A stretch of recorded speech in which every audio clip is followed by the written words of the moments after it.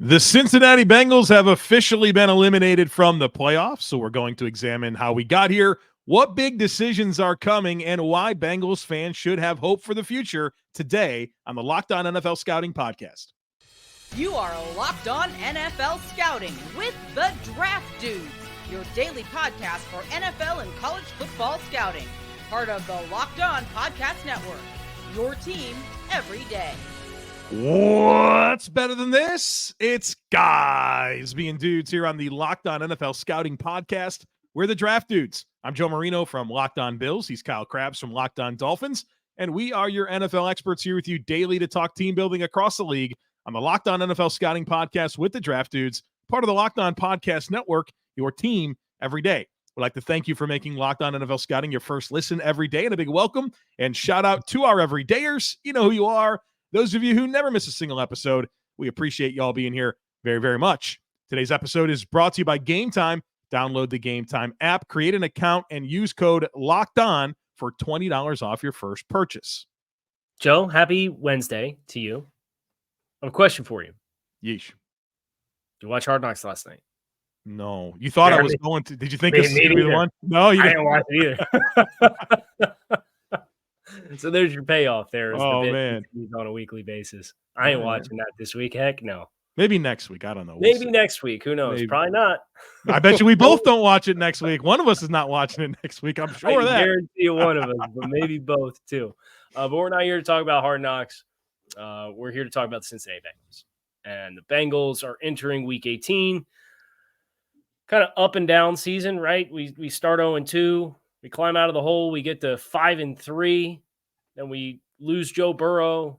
Then we climb back to 8-6. Then we get spanked by Pittsburgh and lose to Kansas City with a tough game on the road.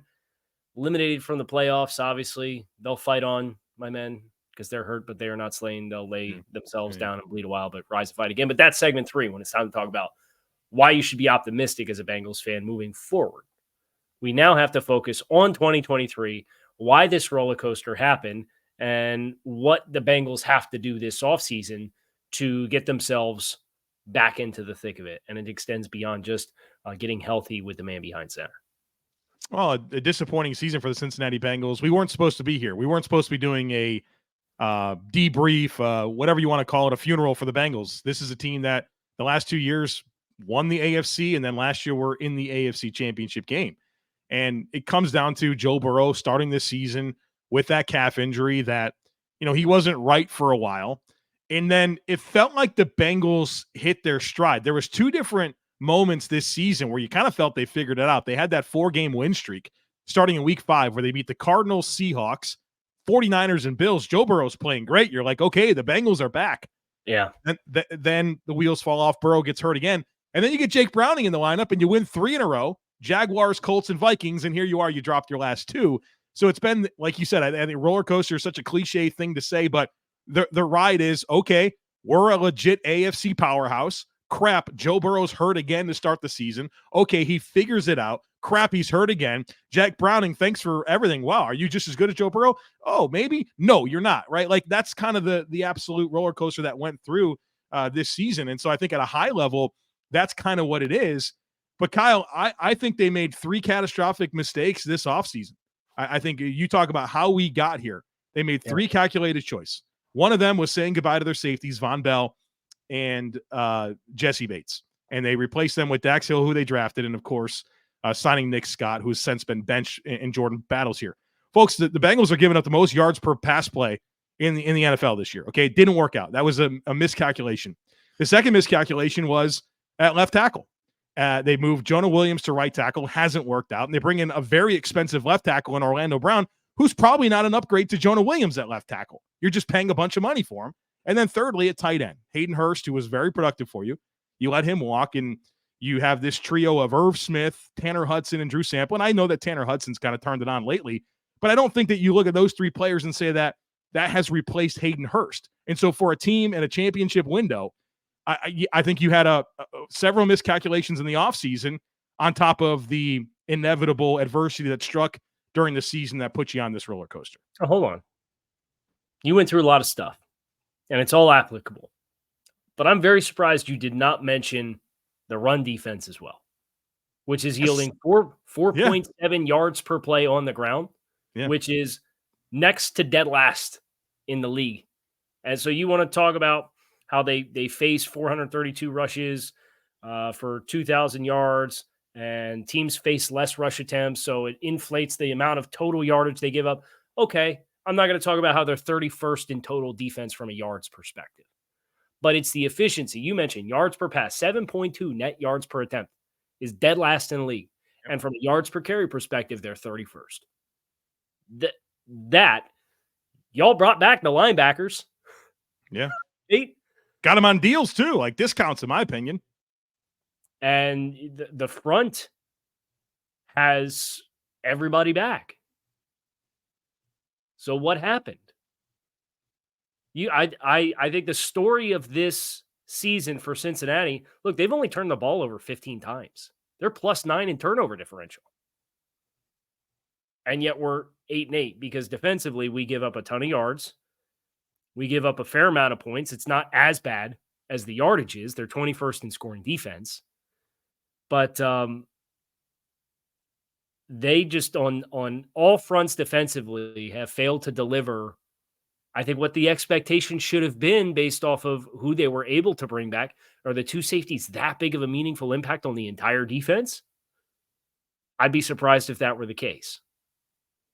Well, I think it is part of it, right? But then you have this Chidobe Awuzie return from injury. He's platooning with DJ Turner. Cam Taylor-Britt is, your full-time starter. He had an injury that he dealt with as well. And so I think that's a contributing factor. I don't think Hubbard was quite what they were hoping this year. Reeder battled injuries. Hendrickson was unbelievable. So that's a good thing. Right. But yeah, man, like defense.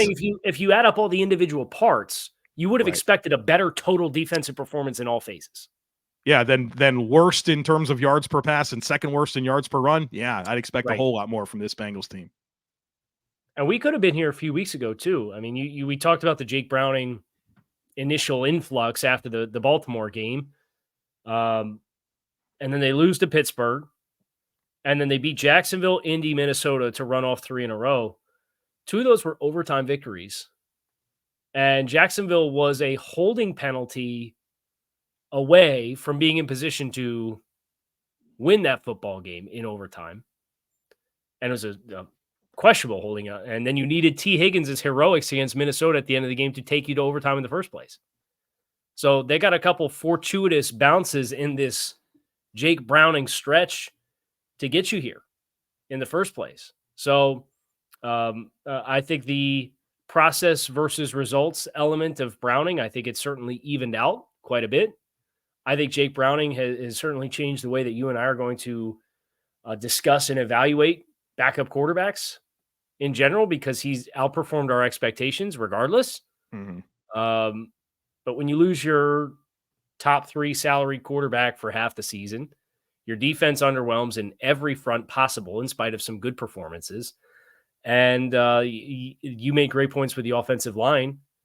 And I don't know that that was necessarily a surprise to anybody based off the appetite of Jonah Williams and his appetite to play right tackle and the La'el Collins contract that they got out of. Did they just shuffle players just for the sake of shuffling players? And I know La'el Collins got hurt, so they needed to make some changes there. Mm-hmm. But it's a tough pill to swallow.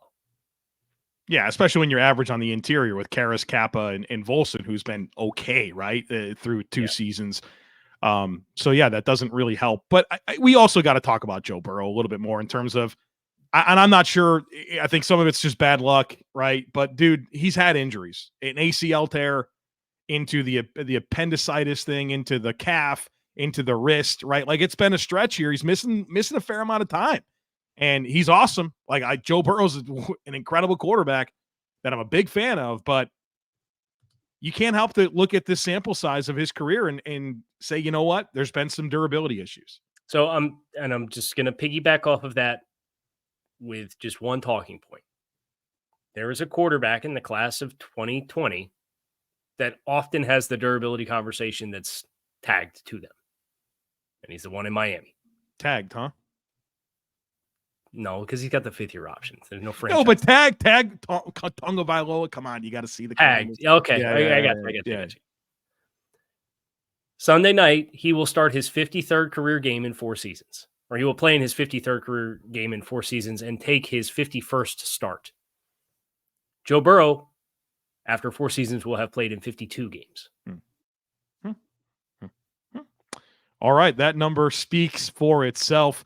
Kyle, very excited to talk about these offseason decisions with you here in the next segment because the Bengals do it a little bit different than everyone else. That was one of my big takeaways in studying their opportunities this offseason. So stick with us. But, folks, you shouldn't have to worry when you're buying tickets to your next big event. Well, Gametime is here for you, and it is the fast and easy way to buy all the tickets for sports, music, comedy, and theater events near you. They specialize in last-minute deals. I love that about it. You don't have to plan months in advance to go to an event. You can hop on there the day of the event and see if there's a great deal for you on tickets. They give you all-in prices, views from your seat, and a best price guarantee. The app is awesome, easy to navigate. I love the flash deals. Sometimes I log in and just see what type of flash deals are offered to me, and I also love that they send the tickets right to your phone.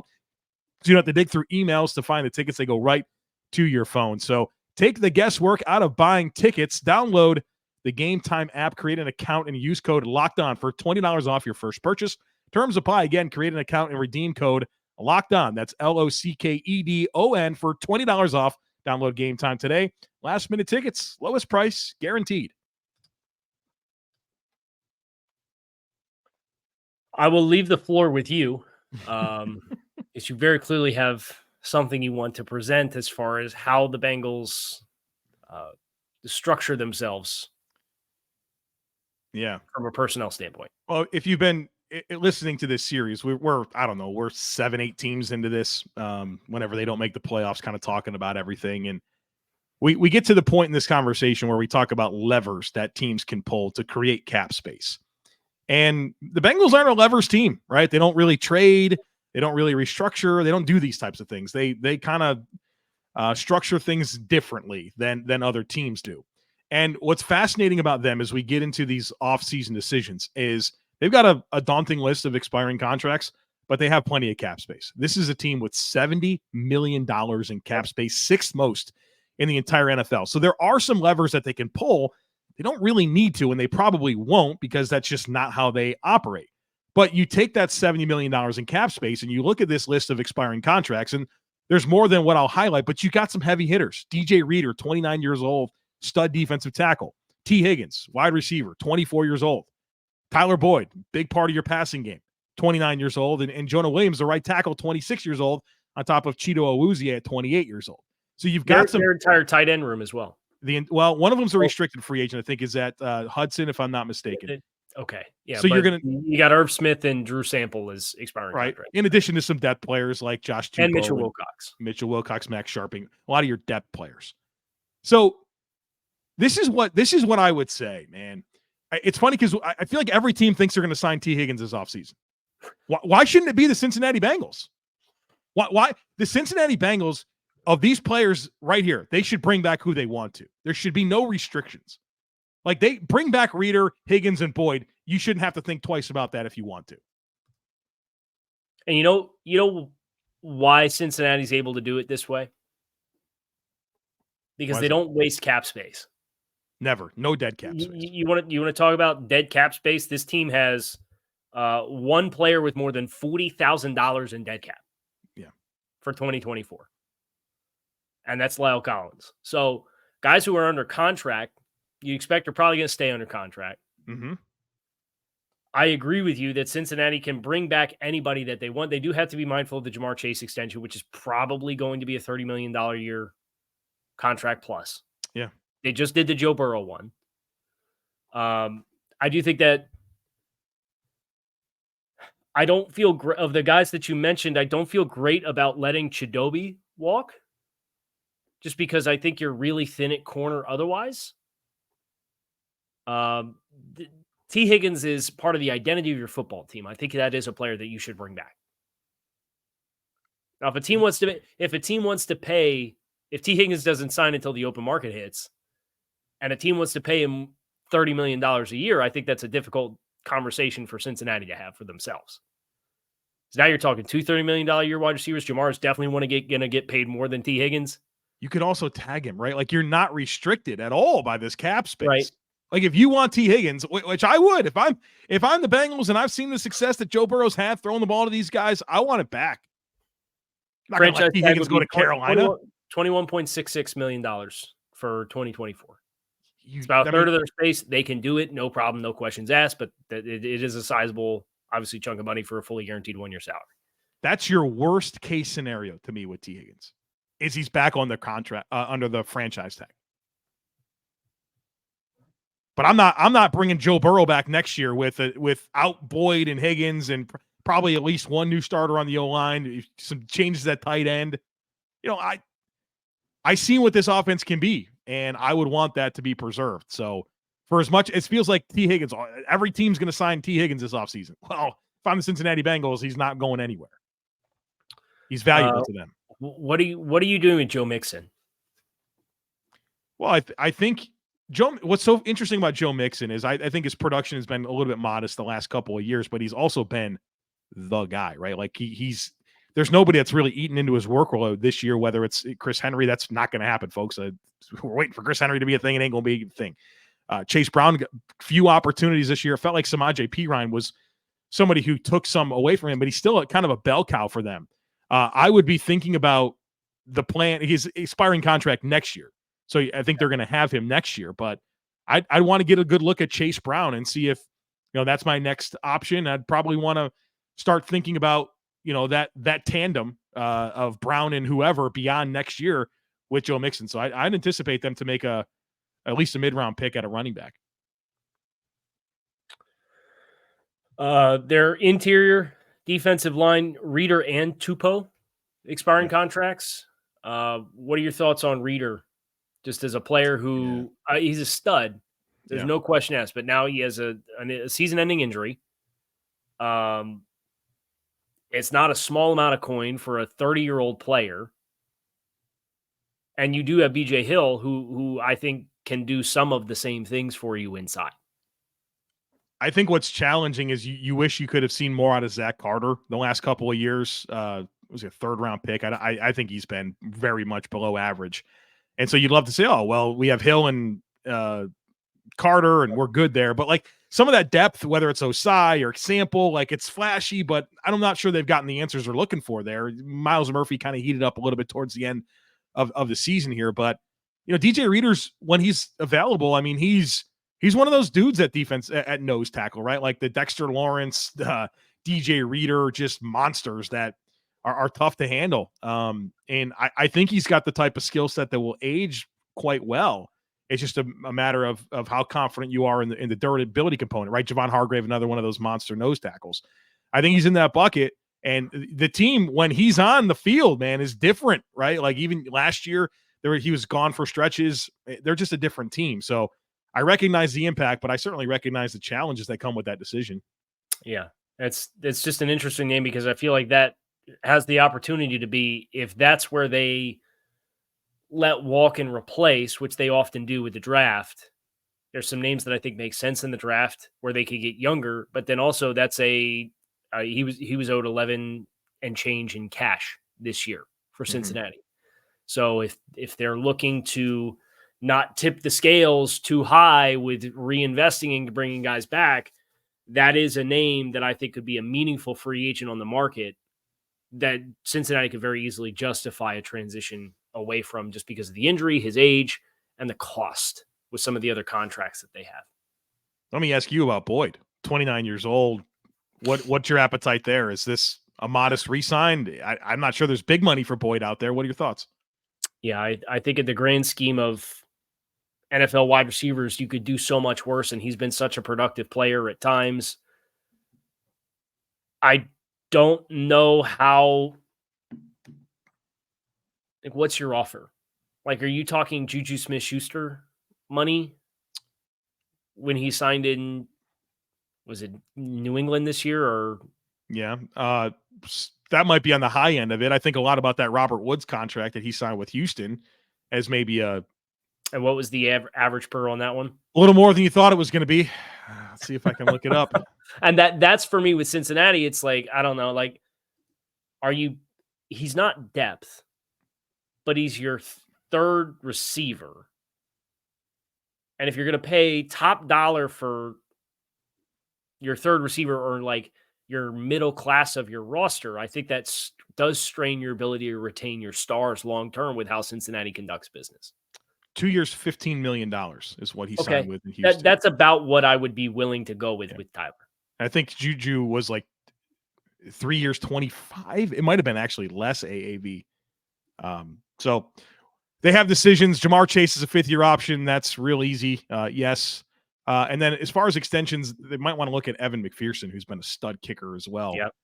You got one of those, you just keep them, right? Like, don't be messing around with kickers, man. Don't make it harder than it's got to be. No, he's been so good for you. He's young. Just that's your kicker and forget about it for the next decade. So I think that's kind of their big decisions. And honestly, as we segue into the Levy Grail component where we get very positive, that should be a nice start of the conversation of $70 million in cap space. You got some contracts that are up, but you can really do what you need to. So we'll talk about that more here in just a moment. So be sure to stick with us. But the NFL regular season is wrapping up, but there's still time to get in on the action with FanDuel, America's #1 sportsbook, because right now new customers get $150 in bonus bets guaranteed when you place a $5 bet. That's it. You get $150 in bonus bets, win or lose. I love the app. It's easy to use. And there are so many different ways to bet, like live same-game parlays. You can find bets in the new Explore tab. You can make a parlay in the Parlay Hub, which is the best way to find popular parlays and more. So visit FanDuel.com/lockedon and make your first bet a layup. FanDuel, official partner of the NFL. So the Bengals will fight on. Yes. Fight on, my men. For I'm hurt, but I'm not slain. I'll lay me down and bleed a while. I will rise and fight again. The Levy Grail. It's where we put our optimistic hats on, give Bengals fans all the reasons why they should be optimistic. Of course, that was the poem read by Mark Levy to his Buffalo Bills team after one of their losses in the Super Bowl is the rallying cry. Well, let's rally the troops here as Bengals fans and talk about why, in spite of an 8-8, which is going to be either an 8-9, a 9-8, or an 8-8-1, and I certainly hope that's not the case, because who would hate a tie this late in the season, regardless of what your expectations are? A middle of the road season for Cincinnati, which if I were to talk about everything that went wrong, to say you still managed to win at least 8 games, you did okay, right? Like, and there were some bounces of the ball along the way that went your way. We alluded to that 3-game win streak where you had the 2 overtime victories, but then there were also bounces of the ball that went against you as well in some close games. And I think if you're able to stabilize your back end and your secondary, and you're able to get Joe Burrow back, and heaven forbid he goes through a full offseason without some kind of incident that costs him all of training camp. Yeah, I think you can feel better about your ability to not start slow and be a competitive team from the jump and get right back on the horse again next year. Yeah, and I think this team's going to retain their coaching staff, right? Like, I don't know that Lou Anarumo or Brian Callahan are hot button head coaching options right now. And so you retain that with, I think, deserving a lot of credit for, like you mentioned, keeping it afloat, kind of dealing with early season adversity. Obviously, they've had a lot of success with Joe Burrow healthy, but I think to be able to win games like they did, absent of Joe Burrow, and even with Joe Burrow not being anywhere near what he's normally like, I think it says a lot for the coaching staff. And keeping that intact is going to matter, in addition to a lot of this core being locked up. We kind of talked about the expiring contracts, and there's certainly some players on there, but I'm also impressed with how many guys are signed, right, and locked in. And I think they have several. I mean, I know Joe Burrow will tell you that the Super Bowl window remains open as long as he's there, and I would agree with that. But especially helpful when so many of the key pieces that you feel good about are locked in, as this team is sitting here with $70 million in cap space. And so I think that continuity and getting healthy and being able to lean on this coaching staff that showed you a lot this year, I think is plenty of reason to be optimistic. This is probably going to be our easiest conversation yet in terms of why you should be hopeful. Yeah, because I think there's extenuating circumstances that helped contribute to how you got here. This is a team that also has, you mentioned they don't really trade. They have all their organic draft picks. They have their first, second, third, fourth, fifth. They are projected to have a fifth comp. They have a sixth, a seventh, and then another projected seventh comp. So they have some significant draft capital in a class that has some players at spots where I'd expect top-end talent to be available to them where they're picking in some of these spots. I think corner maybe is the one spot where if they do let Chidobe walk, you may have to go outside of the draft realm to feel really good. I know obviously they have DJ Turner, who was added in the draft this past year. I don't know how many eggs I'm putting in that basket. You'll probably get a swing at a quality corner at 16 if you wanted one, but you could also draft a tackle if you want to replace Jonah Williams. Mm-hmm. You could be in the conversation with probably your early two to draft an interior defensive lineman, like a Tavondre Sweat out of Texas, if you wanted to replace DJ Reader. So I think there's a lot of logical fits, and I think the range of where some of that draft talent is available is going to align with where Cincinnati's picking. Yeah, picking likely in the top half of both the first few rounds, and that's going to position themselves to get some talent. And